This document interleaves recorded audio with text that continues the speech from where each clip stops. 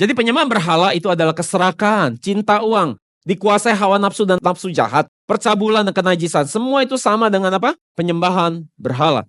Pertanyaannya, siapa yang hari ini tidak serakah? Semua orang serakah, betul gak sih? Semua orang pengen dapat lebih banyak uang. Mencari terus lebih banyak lagi. Sudah dapat pengen lagi. Selalu cari yang gak ada daripada yang ada. Kita selalu mau lebih lagi. Menurut saya, dosa yang menjadi akar dari semua dosa itu adalah keserakahan. Kalau gak ada keserakahan, gak ada dosa. Pornografi, karena gak puas dengan pernikahan saudara. Dosa apa hari ini tidak ada hubungan sama keserakahan?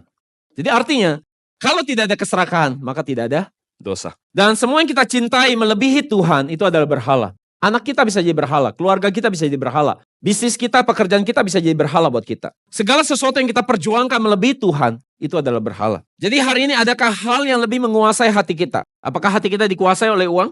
Haus pengakuan? Terikat dengan pornografi? Terikat dengan hal-hal lain? Mari hari ini kita serahkan berhala kita. Hobi bisa jadi berhala. Drakor juga bisa jadi berhala. Nonton sampai jam 3, matanya sampai udah tebel ya, kantong matanya ya. Jadi keras kepala, tegar tengkuk itu juga adalah penyembahan berhala yang dahsyat. Jadi orang yang sombong merasa dirinya paling benar adalah dosa penyembahan berhala yang mengerikan sesuai dengan 1 Samuel 15:23 terjemahan NASB. Kita baca, karena pemberontakan sama tercela dengan dosa meramal, betul? Dan membangkang, itu membangkang artinya membangkang terhadap firman Tuhan, tidak mau taat, sama tercela dengan apa? Agama palsu dan penyembahan berhala. Jadi setiap kali saudara berbicara melakukan sesuatu maupun berbicara dengan diri saudara sendiri, saya harus bertanya dengan rendah hati, apakah pikiran yang aku punya ini, ngomong-ngomong di dalam diri aku sendiri ini, apakah ini cocok sama keinginan dan pikiran Tuhan? Apakah ini cocok sama firman Tuhan? Jadi kita harus melatih diri kita terus untuk kita punya hati nurani yang bersih untuk ngecek setiap tindakan kita, perkataan kita ya. Kita harus cocokin.